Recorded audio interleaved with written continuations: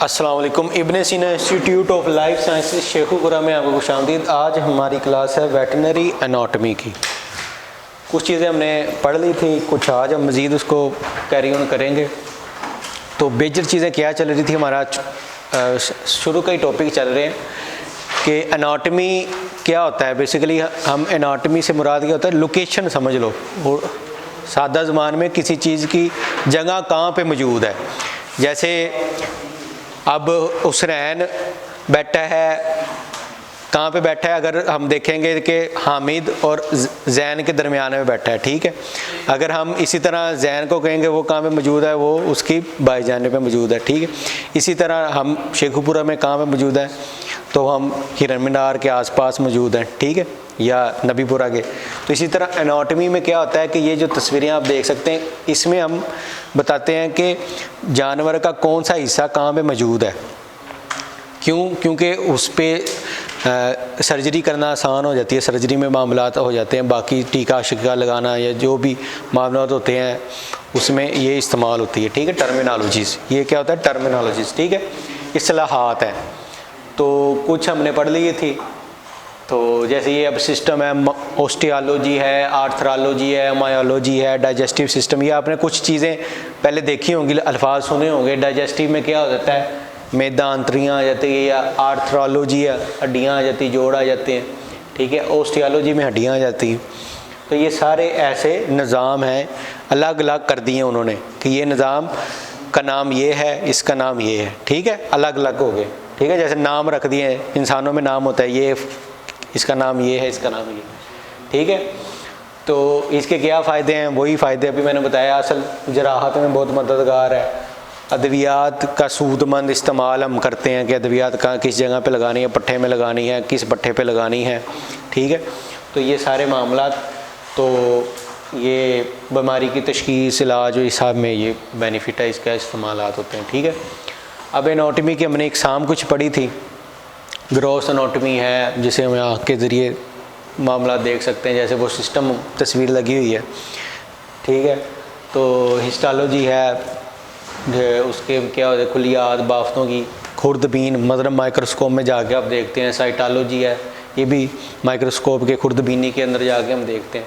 ये सारी हमने पढ़ चुके हैं, ठीक है। डेवलपमेंटल है, ये वेटरनरी एनाटॉमी है, एम्ब्रियोलॉजी है, ठीक है। तो अब हमारा चैप्टर 2 स्टार्ट हो चुका था। तो इसमें ये आप सामने तस्वीर देख सकते हैं, इसमें अब कुछ टर्मिनोलॉजीज़ है, कुछ इस्लाहात हैं जो हमने पढ़नी है। जैसे ये नाक के पास जो हिस्सा होता है इसको कहते हैं रोस्ट्रल, ठीक है। तो ये जो नीचे वाला हिस्सा होता है, ये ऐसे नीचे जा रहा है, तो इसको क्या कहते हैं, किसको नहीं याद होगा, वेंट्रल। और ये जो ऊपर वाला रीढ़ की हड्डी वाली साइड, डोर्सल, ठीक है। तो ये प्लेन हमने पढ़े थे, दरमियान से बराबर होगा, इस साइड से होगा, ठीक है। डोर्सल, मीडियन, प्लेन, ये सारे हमने। अगर ये नीचे ज़्यादा हो, पाँव का हिसाब से देखा जाए तो ये डिस्टल एरिया है, पाँव से ये ऊपर चला जाए तो ये प्रोक्सिमल एरिया है, ठीक है। तो ये हमने पढ़े थे। अब ये मज़ीद थोड़ा सा रिवाइज़ कर दिया जाए ताकि आपको ज़हन नशीन हो जाएगी चीज़ें। तो ये इस्लाहात क्या है, प्लेन। प्लेन क्या होता है, कोई सतही ख्याली तौर पर हमने एक चीज़ को बना लिया, दो तकोनों में, दो नुक्तों में तकसीम कर दिया सीधी लाइन में, तो प्लेन है, ठीक है। ऐसे काट दिया या ऐसे कर दिया, ठीक है। तो इसमें क्या होता है, मीडियन। मीडियन से आप समझ सकते हो दो बराबर ही से, एक जैसे दरमियान से, ठीक है। एक होता है सीजिटल, ये होता है गैर बराबर, मतलब गैर मसावी, बराबर नहीं होते लेकिन होता दरमियान ही है। मतलब आधा ये हिस्सा ज़्यादा कर दिया, जैसे ये है, एक साइड पे ज़्यादा कर दो, ये सीजिटल हो जाएगा। बिल्कुल दरमियान में हो जाएगा तो मीडियन प्लेन होगा, ठीक है। इसी तरह ट्रांसफर्स है कि ये आप ऐसे देख सकते हैं, ट्रांसफर्स जा रहा है, ये मीडियन आ गया, ये दरमियान में, ठीक है। ये ऐसे आ गया, जो ये ट्रांसफर्स आ गया, ठीक है। तो फिर क्रीनियल आ जाता है, कॉर्डल आ जाता है। तो इसी तरह जो है डोर्सल प्लेन, अभी मैंने आपको बताया था कि ऊपर वाला जो जिस्म को ऊपरी और नीचे दो हिस्सों में तकसीम होता है वो डोर्सल प्लेन है, ठीक है। और क्रीनियल कॉर्डल दो हिस्सों में आगे पीछे, वो ऊपर नीचे है, ये आगे पीछे। क्रीनियल आगे वाला, कॉर्डल पीछे वाला जानवर का, ठीक है। और ये जो डोर्सल मैंने अभी बताया, ऊपर वाला डोर्सल रीढ़ की हड्डी, नीचे वाला वेंट्रल। ये तस्वीरों से अब डोर्सल दोबारा मैं वही बताने लगा हूँ। ये क्या है जी, जानवरों में रीढ़ की हड्डी के नज़दीक जो होगा ये डोर्सल होगा। ये ऊपर वाला रीढ़ की हड्डी के करीब इसको डोर्सल कहेंगे, नीचे वाला हो जाएगा अबे मतलब रीढ़ की हड्डी से दूर, धड़ गर्दन दुम की निचली नाइन, ठीक है, नीचे वाला हिस्सा। ये हो गया, क्या हो गया, वेंट्रल। मीडियन वही दरमियान में, मीडियन के नज़दीक तरीन, मतलब मिसाल को फेफड़ों के नज़दीक है।